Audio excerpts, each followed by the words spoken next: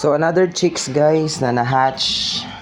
Kahapon lang sila kinuha dun sa pugaran nest nila. So 6 lang out of 10 eggs.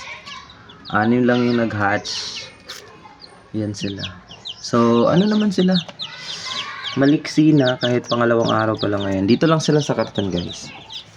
Kahapon lang sila hiniwalay dun sa mama. Tsaka tinanggal sa nest.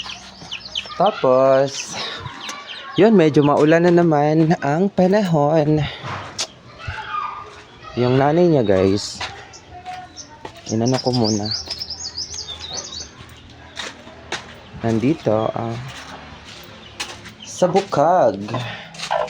Yun yung nanay niya.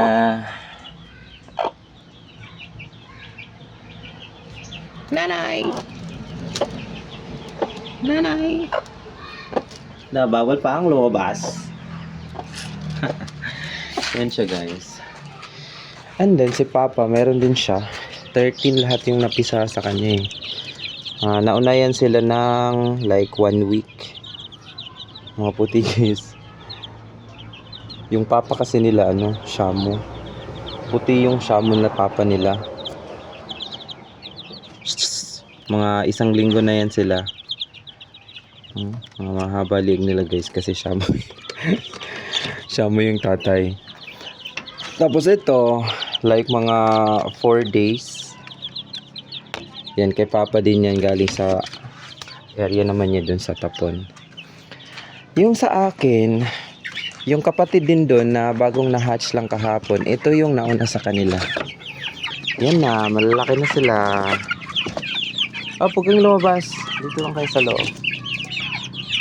Ay, huwag kang pumasok dito, may sipon ka. Dito.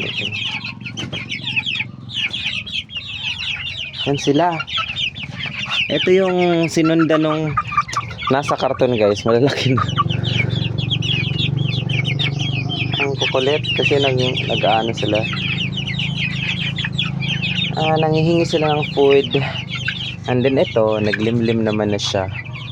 Siguro next week mag-hatch na naman to. Kasi ito yung binili ko dun sa kapitbahay namin. Ano daw to Yung lahi daw nito de rasa. So kakabili ko lang after mga 5 days ata nang itlog siya. Yun, tapos yun tingnan natin yung diyan kayo. Tingnan natin yung ibang nakakulong kasi kinulong yung manok ngayon gawa ng medyo maulan. Tsaka hindi pinalabas hindi nilabas ni Papa. Kasi kung nakalabas yan, dito yan sila sa likod. Yan sila guys, lahat. Yan yung tatay.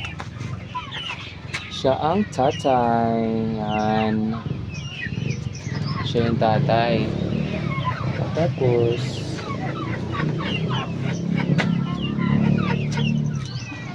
yan yung mga, yan sa akin. Yan yung sa akin, pati basta yung may mga ribbon like red na nasa pakpak nila. Yun. Yan. At saka asan ba yung isa? Ito ata yan. Basta yan siya? Yan nga. Yan ang may ribbon. So 1, 2, pati yan 3. 3 babae. So gagawin ko silang guys. Gawin kong inahin kasi ito yung sa akin kasi yung Papa na yun. Binili ko dun sa kapitbahay. Dami nila guys. Mga tagi 1 kilo na yan sila mahigit. Kay Mama at kay Papa kasi yung mga yan. Tapos sa akin, binili ko yung 2. O akin na yung 2. Tapos yung isa. Basta himarako ko kasi akin yung tatay mga babae. Ito. Yan yung orange. Yung orange na yun, yung Papa, yung mama nung yung mga puti na nandoon, na 1 week na. Siya yung mama, siya yung Papa.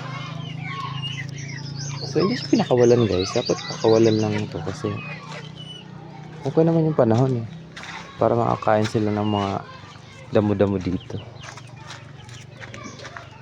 Ito lang, yun lang yung buhay nila. So wala silang tubig. My goodness, wala pa lang tubig. Bigyan ko ng tubig. Yan lang for today's video. Soon guys, gawin kong garden to dito. Talong. Kasi ngayon, hindi pa ako masyadong nakakagalaw gawa nung yung aking sugat dahil na chapter ako sa motor. Madumi na yun dito guys. Kasi yan dyan, upuhan ko. Ito naman, dito yung natutulog yung mga manok dito. Kaya nagkaroon siya, no? Napangit na yung ano. Then gawin kong garden.